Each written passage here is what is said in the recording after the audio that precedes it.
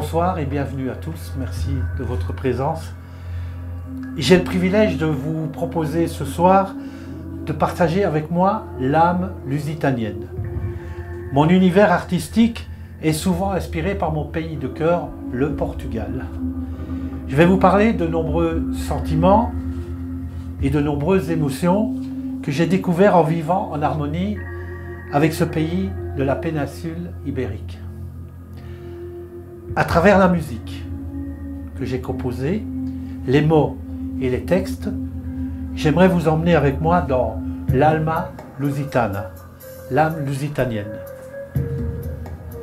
J'en profite pour vous dire que j'ai une exposition sur la place de la République qui reprend un peu les thèmes de ce que je vais vous présenter ce soir.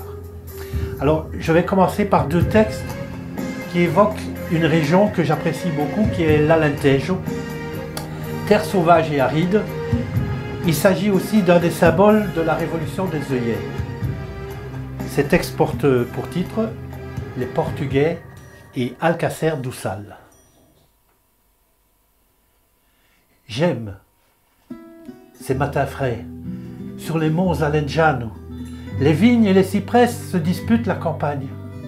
C'est ici qu'est parti le chant des œillets, qui a changé la vie des Portugais. J'aime ces matins chauds de Grandola, Villa Morena, Maria et son chapeau qui passent par la frontière. C'est ici que chantait le fameux Zeca Afonso, qui de la peur délivrait les Portugais. J'aime ces couchers de soleil, ces couleurs infidèles, berçant les maisons blanches de ces chants d'insouciance, et la puissance fragile des forces parfois hostiles qui ont révolté les Portugais. Alcácer do Sal, terre amie où j'ai quelques frères, le ciel caresse la lumière sans frénésie et ensorcelle. Sur le fleuve qui ressemble au canal solitaire, il se vêt d'un voile que ne déchirent des larmes si belles. Le pont métallique qui semble parfois envahi par des mouettes égarées qui font chanter leurs cris. Et les vendeuses de crevettes d'eau douce sur le quai endormi semblent attendre les voyageurs indécis. Alcácer do Sal, c'est mon refuge d'Alentejo. Cette belle ville, au-delà du beau Tejo. Je te connais sous la brume chaleureuse de tes enfants qui font les jargones heureuses. Alcácer do Sal, où j'aime aller me cacher. Alcácer do Sal, terre amie, où j'ai quelques frères. Alcácer do Sal, où j'aime aller me cacher sans devoir à quiconque me justifier. Merci beaucoup. Merci.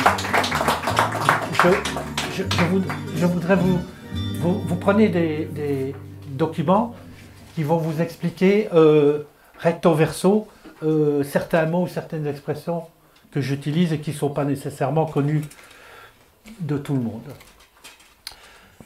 Un premier poème de la belle capitale du Portugal, Les mystères de Lisbonne. Déambulant dans tes ruelles, de ta bâche à la plus belle, où Pessoa y défendait les idéaux les plus secrets. Ville de croisée, ville de lacets, où Dieu encore peut se trouver dans ces églises aux portes ouvertes, je vais aussi à la conquête. Des mystères de Lisbonne, des arrivées à tes colonnes, où chaque pierre compte son histoire, à tout qui veut bien y croire. Les mystères de Lisbonne qui n'indiffèrent jamais personne, collines au nombre sacré que tes poètes ont encensé. Les mystères de Lisbonne, Alfama y fait tant l'aumône, de façon parfois bien étrange, sur des murailles de faïence. Les mystères de Lisbonne où le poète maudit et homme vécu solitaire et en souffrance dans ses délires et ses errances. Me perdant sous ta cathédrale, j'ai déchiré les 1000 voiles, transporté de toute volonté d'un jour pouvoir te dompter. Et jamais, toutes les larmes du monde ne pourront en aucun cas confondre la saudade qui doucement s'insinue jusqu'au plus profond de tes rues. Merci beaucoup. Merci. Il existe au sud de Lisbonne, sur les hauteurs de la ville portuaire de Setúbal, un endroit magique, une réserve naturelle dont les falaises se jettent dans la mer et où des criques aux plages discrètes offre des paysages splendides qui rappellent un peu la Corse. Sur une plage d'Arabida. Ces dunes battues des vents de mer, piquant de sel qu'ils assiègent, et ces oiseaux étranges au langage étonné où se pose la tendresse sur des tamaris penchés. Sur le sable, des plages rampent totalement abandonnées, les signes tangibles des amours pardonnés. Les parfums odorants des algues marines semblent graver des souvenirs de mots en sourdine. Quand le temps marque le rythme pour s'enfuir, il reste toujours une image qu'on ne peut pas retenir.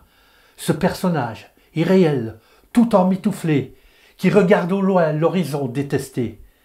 C'est elle qui murmure et gémit fugitive. Dans ses mots et son monde sur cette étrange rive, on perçoit le murmure et le charme consolant, sous l'ombrage d'un ciel salé et exaltant. Il n'y a après tout ça, ni bruit, ni luminosité, simplement un cri silencieux de celui qui a aimé. Sous des nuages qui s'évanouissent en fumée, la douleur et la mort semblent tous deux légers. Merci beaucoup. Merci. Retour à Lisbonne, car pendant le confinement, en tournée de promotion pour un de mes ouvrages, j'ai retrouvé la ville, calme et sans touristes, telle que je l'avais connue lorsque j'y vivais. Elle m'a inspiré ce texte, c'est Lisbonne que j'aime. Je suis ici chez moi. Lisbonne, ma ville, elle qui m'a tout donné, m'a adopté, m'a vu naître et renaître. Je la respire enfin, je la vis, je déambule dans ses rues comme il y a 40 ans. Elle n'a pas beaucoup changé, ce qui est neuf, je ne le vois pas. Je ne la regarde que comme je l'ai connue. Et, grâce à ce maudit virus, elle est redevenue portugaise. C'est elle ainsi que j'aime et qui m'embrasse à nouveau. Là où le Tage se jette dans la mer, on imagine les bateaux et les chants des marins, les ancêtres qui partaient chercher les rivages inexplorés, et sur les quais, les roucoulements des pigeons, ceux de Lisbonne, éternels et dont les mille bruits semblent des chants euphoriques.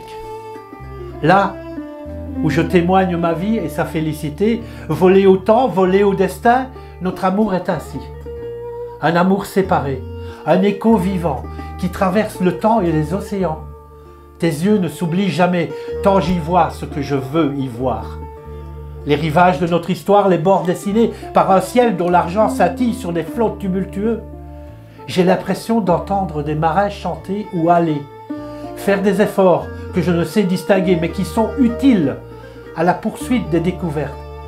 Et je me retrouve au milieu d'eux, dans un son étrange, perdu, plongé dans des vapeurs émotionnelles. Et j'ai imprimé à jamais dans mon cœur cette idée de l'être aimé, idéalisé pour toujours, vivant et brûlant de mille feux, consumant ce bûcher qui devient mon âme. Tout s'embrase, mon cœur, mon cerveau, mon âme, et ce qui est visible ou non. Les yeux qui captent la divine lumière des sentiments, les rayons traversant les obscurités alanguies. L'étrange climat poétique qui transpire des quartiers les plus typiques de la cité, la volupté étrange des langages nocturnes, les dualités possibles et inexplicables. Ce que je ressens, je ne peux presque pas le transmettre. Cela reste en moi, je le vis. Et d'autres, s'ils veulent le comprendre, doivent eux aussi le vivre. L'air, les mots, les sons, le vent, les paysages et les structures des collines, les ambivalences de ces labyrinthes obscurs qui me touchent et que je reconnais. Il faut se plonger dans les mots des poètes qui y vécurent, Fernando Pessoa bien sûr, mais d'autres, Florbel Espanca, Camões. L'âme et la dimension réelle de sa mémoire sanctuaire. J'entends battre le cœur de la ville, et aucun de ces pauvres ne gêne. Ici, mes yeux épongent le vide et emmagasinent les souvenirs de ce soleil, vertige de lumière. Je deviens libre et homme sans frontières.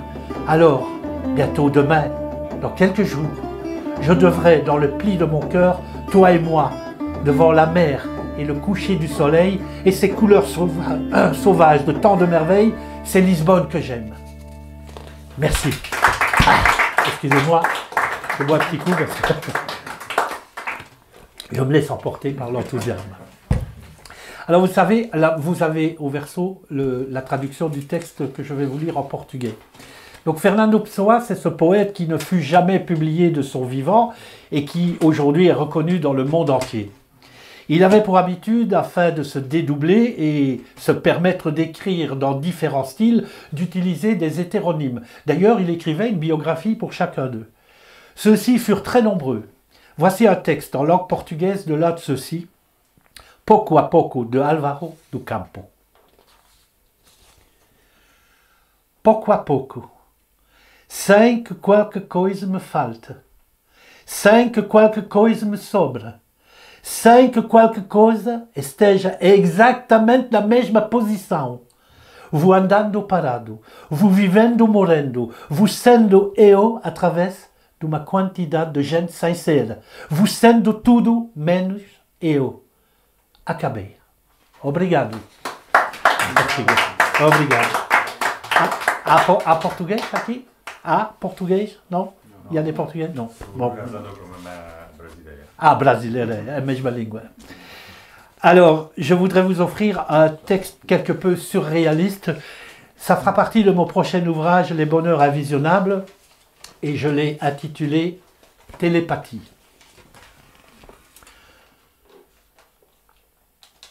Tout à coup, une odeur, un parfum, une sensation. Où suis-je? Quel est ce souvenir étrange et langoureux qui semble surgir violemment? Je suis dans une ruelle de la ville rebelle qui m'a toujours tout donné. Elle, qui débouche aussi sur une mer du Sud en passant par la brave Atlantique, délaissée aux ombres languissantes.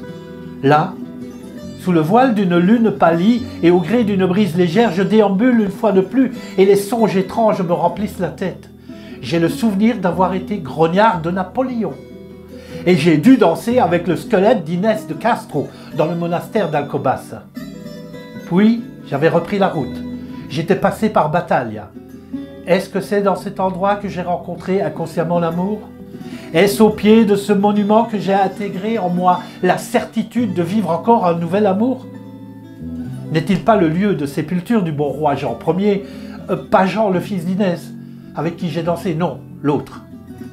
J'ai cette mémoire sélective. Les bonnes choses aux émotions sévères, je les retrouve au gré des parfums du bonheur.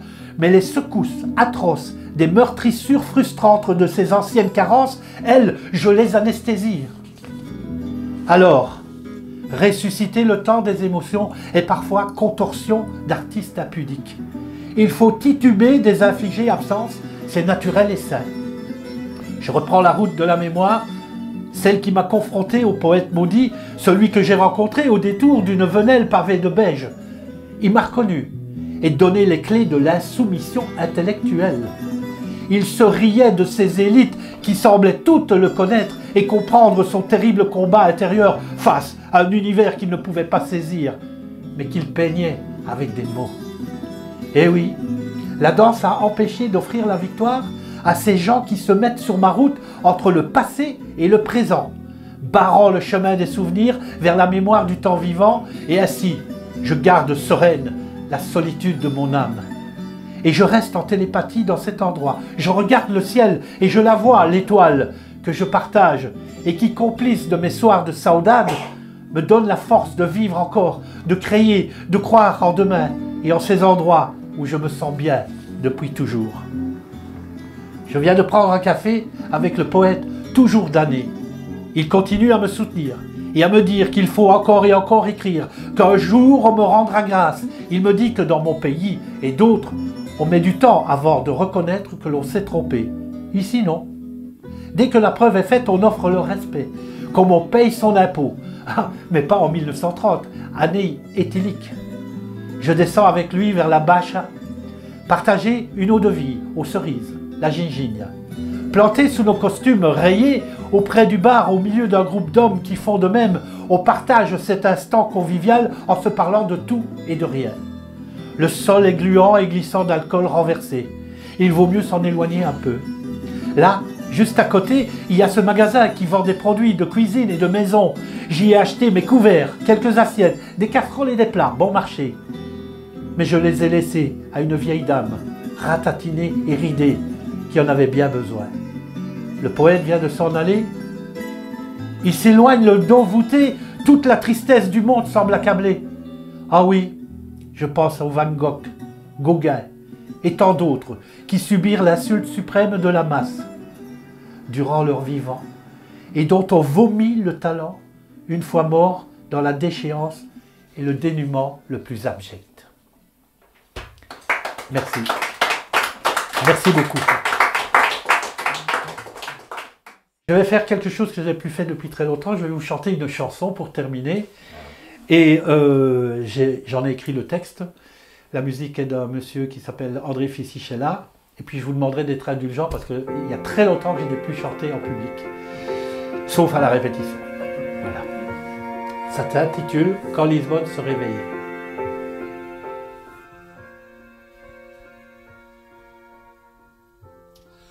Quand Lisbonne se réveillait d'un sommeil un peu trop gai, quand j'entendais ces chants, quand j'entendais ces gens, messagers trop troublants,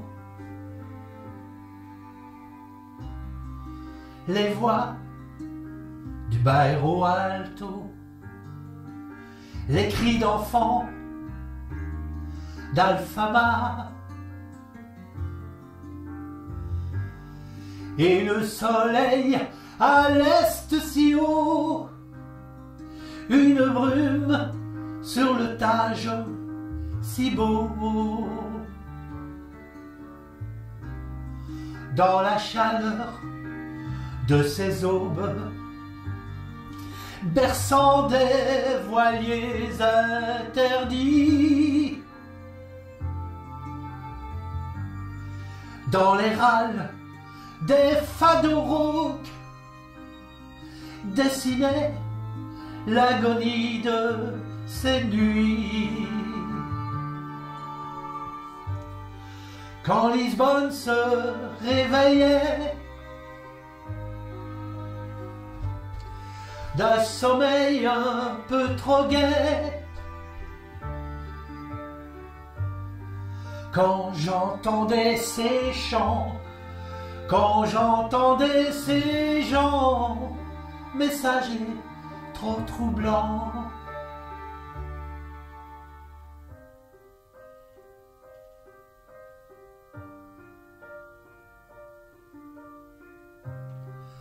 quand Lisbonne se réveillait au bout de ces mystères épais,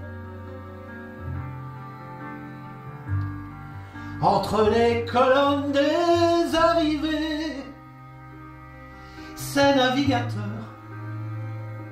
abandonnés. Quand Lisbonne se réveillait,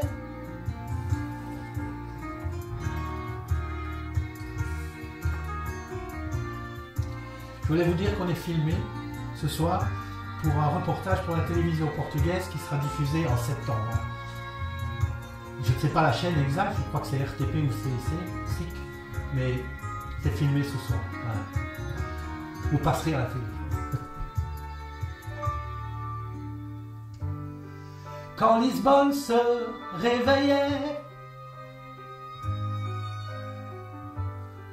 eh oui, Lisbonne me réveillait. Et quand Lisbonne se révélait, Lisbonne me révélait. Merci beaucoup. Merci. Merci. Merci pour votre attention. Formidable public. Merci. Merci beaucoup. Et puis bonne fin de soirée.